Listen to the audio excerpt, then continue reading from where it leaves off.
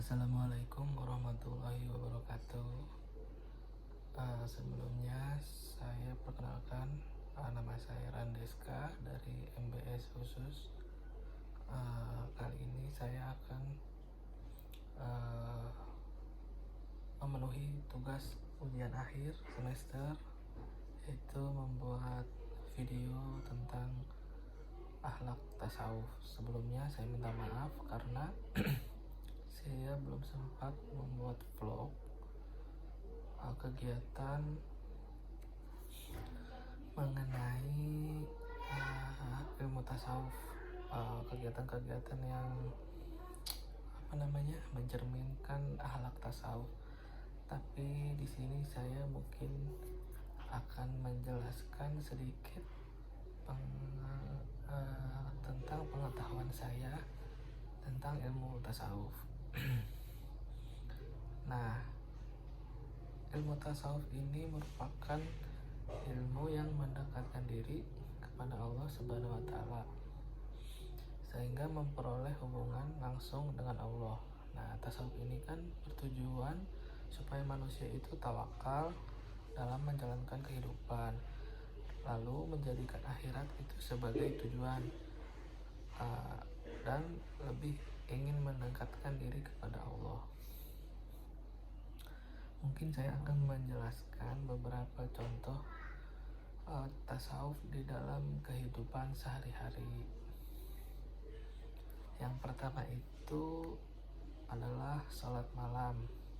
Nah, sholat malam ini merupakan rangkaian dari qiyamul lail, sholat sunnah yang dikerjakan seperti sholat tahajud, sholat witir, sholat hajat, dan lain-lain. Nah, sholat malam ini lebih baik dilakukan dilakukan pada sepertiga malam. Keutamaannya yaitu doa-doa yang dipanjatkan itu insya Allah akan dikabulkan. Nah, dalilnya ini ada pada surat Al-Isra ayat 79, yang artinya dan pada sebagian malam hari lakukanlah sholat sebagai suatu ibadah tambahan bagimu, mudah-mudahan Tuhanmu mengangkat ke tempat yang terpuji. Nah, berarti sholat malam ini sudah ada tuh di dalam Al-Quran, bahwasanya ketika kita punya hajat atau doa-doa yang kita panjatkan, insya Allah itu di sholat malam akan dikabulkan. Makanya sholat malam ini walaupun sunnah, dia termasuk kegiatan yang dibilang tasawuf. Lalu yang kedua itu yaitu zikir malam. Nah, zikir malam ini juga merupakan rangkaian dari qiyamul lail. Nah, zikir ini merupakan aktivitas ibadah untuk senantiasa kita mengingat kepada Allah dengan cara diucapkan langsung atau di dalam hati. Nah, keutamaannya ini doa kita itu insya Allah akan dikabulkan, dan sholat yang dilakukan pada malam itu akan diterima. Jadi mungkin ya, yang saya tangkap ini, setelah kita sholat malam, sholat tahajud, lalu kita berzikir, nah insya Allah semua doa kita itu atau hajat-hajat kita yang belum terwujud, insya Allah mungkin akan dikabulkan oleh Allah Subhanahu wa Ta'ala. Nah, seperti juga ada dalilnya di dalam Quran surat Al-Ahzab ayat 41 yang bunyinya kayak gini: hai orang-orang yang beriman, berzikirlah dengan menyebut nama Allah, zikir yang sebanyak-banyaknya. Nah, itu dalilnya ada di Quran surat Al-Ahzab ayat 41. Yang ketiga itu sabar. Sabar juga merupakan kegiatan atau yang mencerminkan sikap tasawuf. Nah, sabar ini adalah tahan menghadapi cobaan, tidak cepat marah, dan tidak cepat putus asa. Nah, orang yang sabar dalam hidupnya membuat ia lebih peka atau memahami kekuasaan Allah. Contohnya, tidak mengeluh ketika menghadapi musibah yang silih berganti. Dalam kehidupan sehari-hari kita, mungkin sifat sabar ini seperti mungkin yang masih tinggal sama orang tua. Mungkin orang tua kadang ngomelin atau kasih nasihat, kadang kan sebagai anak kita nggak terima, mungkin di situ sabar kita juga diuji. Sebagai anak ya kita harusnya sabar dengerin apa kata orang tua kayak gitu. Terus mungkin kalau lagi ada cobaan karena musibah, contohnya dikasih sakit juga kan sebagian dari musibah. Nah mungkin kita harus sabar juga, mungkin ada hal lain yang Allah maksudkan kepada kita di balik rasa sakit itu, seperti itu. Nah dalilnya itu di Quran surat Al-Baqarah ayat 153 yang bunyinya itu, hai orang-orang yang beriman, carilah pertolongan dengan sabar dan sholat. Nah ada sholat lagi tuh, sesungguhnya Allah beserta orang-orang yang sabar. Intinya tetap harus sholat di balik kita sabar gitu ya. Ketika ada musibah, masalah, kita sabar dan kita sholat, dan itu mencerminkan sikap tasawuf. Yang selanjutnya adalah tawakal. Nah tawakal ini adalah pasrah diri atas kehendak Allah Subhanahu wa Ta'ala. Manfaat tawakal diantaranya yaitu memperkuat hati dan menjauhkan dari segala godaan dunia. Nah contohnya selalu bersyukur atas nikmat yang diberikan Allah Subhanahu wa Ta'ala.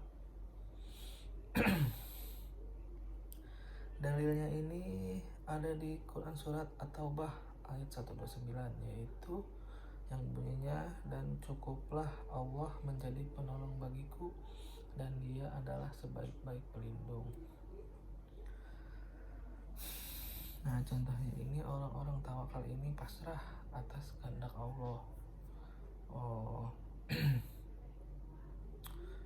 Dalam maksudnya pasrah ini, dan seperti dalilnya itu, dan cukuplah Allah menjadi penolong bagiku.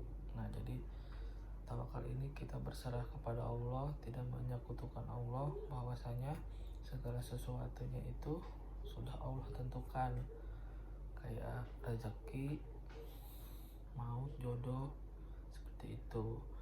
Jadi jangan kita pergi ke dukun atau kemana untuk pengen sugih atau pengen dapat jodoh.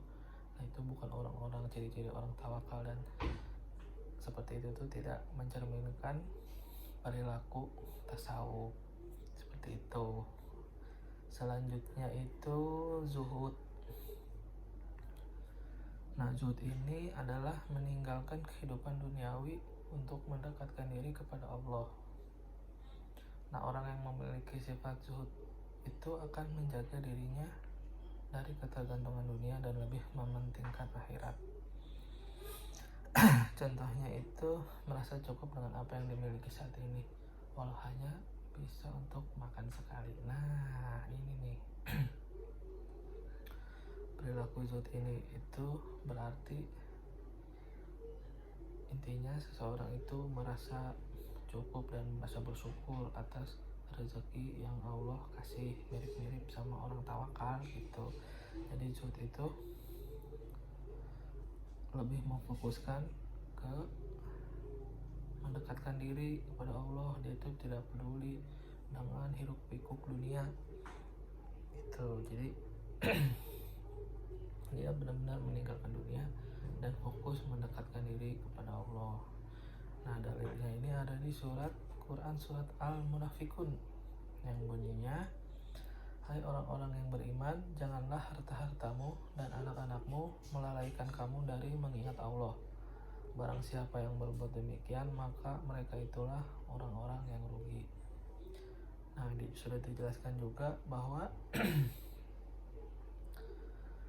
jadi jangan sampai harta kamu dan anak kamu itu malah membuat kamu menjadi lupa sama Allah Subhanahu wa Ta'ala, seperti itu. Nah kalau barang siapa yang berbuat demikian, maka mereka itulah yang termasuk orang-orang yang rugi, dan orang seperti itu tidak mencerminkan sebagai tasawuf. Maka dari itu mungkin dari kelima contoh itu mungkin dari sehari-hari kita bisa kita terapkan agar kita bisa menjadi manusia-manusia yang bermanfaat dan berguna, khususnya bagi agama kita.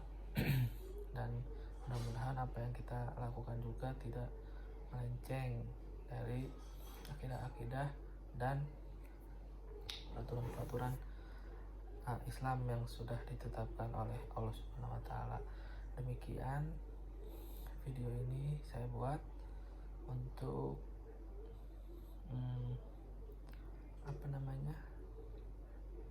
menyelesaikan tugas akhir UAS, ujian akhir semester prodi akhlak tasawuf. Demikian, terima kasih, mohon maaf bila ada kekurangan. Wassalamualaikum warahmatullahi wabarakatuh.